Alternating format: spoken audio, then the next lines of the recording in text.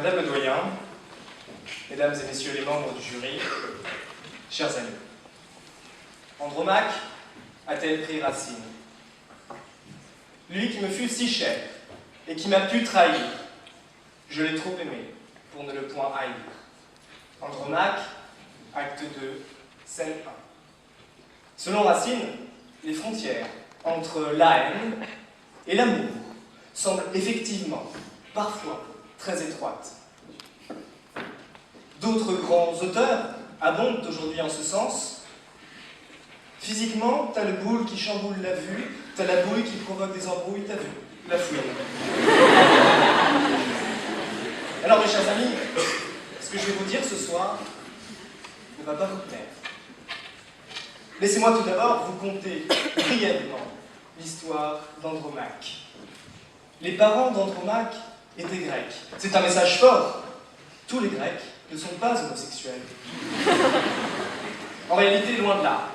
Andromaque, c'est l'histoire de Oreste qui aime Hermione. Le problème, voyez-vous, c'est qu'Hermione n'aime pas Oreste et veut plaire à Pyrrhus. Sauf que Pyrrhus n'aime pas Hermione, mais aime Andromaque, et c'est là où ça commence à devenir un peu bizarre.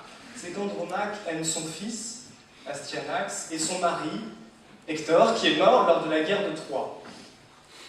Vous l'aurez donc compris, Andromaque, c'est l'histoire d'un amour un peu fou.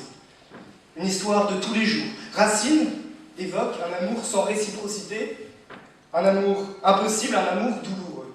L'amour douloureux, Jacques lui a rendu un vrai hommage. Ne me quitte pas, répétait-il.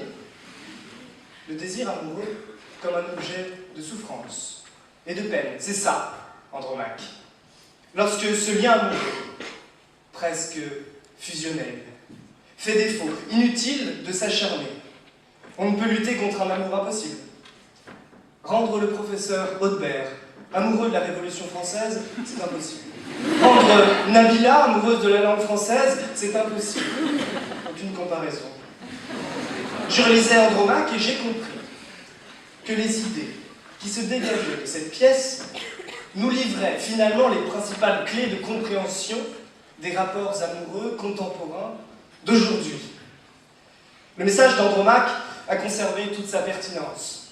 L'idée d'un amour impossible s'est en effet cristallisée, enracinée. Andromaque venait de prendre racine.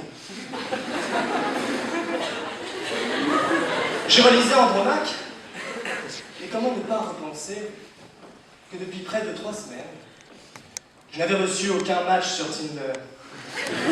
Pourtant, j'ai fait preuve d'une certaine obstination dans l'envoi de likes, un travail de tous les instants. Pourtant, je n'ai pas hésité à arborer sur ma photo de profil ma plus belle parure, une doudoune sans manches rouges de chez Tati. Je m'excuse, il y a des étudiants en écho dans la salle.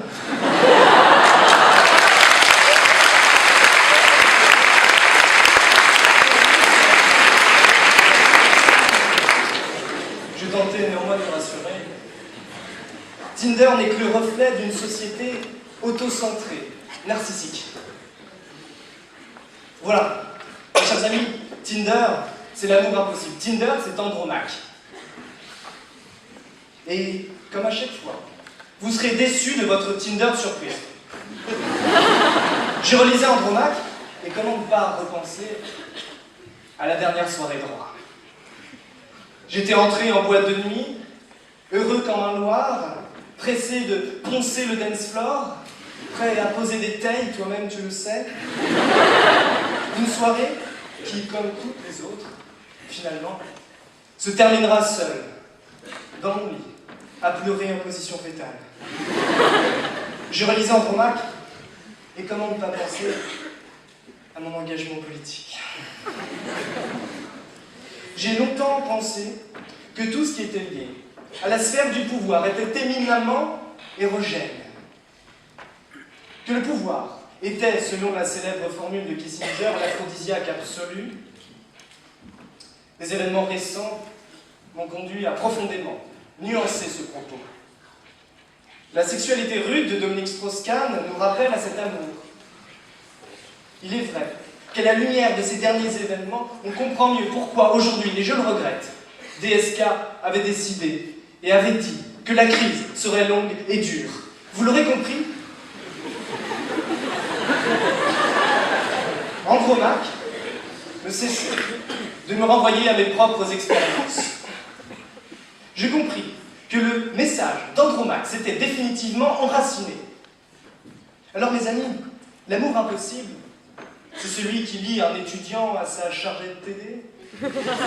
L'amour impossible, c'est celui qui lie un étudiant à son professeur. Antoine Béguin, vous êtes docteur en droit, maître de conférences, avocat, auteur du livre Sexe et addiction sur ordonnance. Vous participez à des émissions culturelles telles que Toute une histoire et Méditer bientôt, tellement vrai sur LRJ12. Vous avez également travaillé pendant 5 ans pour le groupe NTM en rédigeant notamment la chanson Postongan. Vous avez été pendant près de 10 ans rugbyman et pilier du 15 de France. En 1993, avec votre collègue Raïm Kérat, vous fondez les Daft Punk. Monsieur Béguin, qu'est-ce qui nous arrive?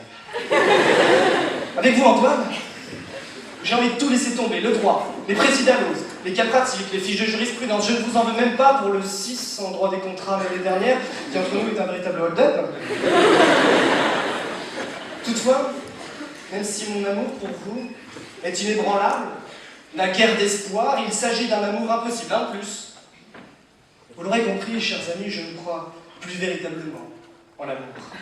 J'aimerais toutefois vous adresser un message légèrement positif. Chers amis, ne laissez pas Andromaque vous condamner à la peine d'amour.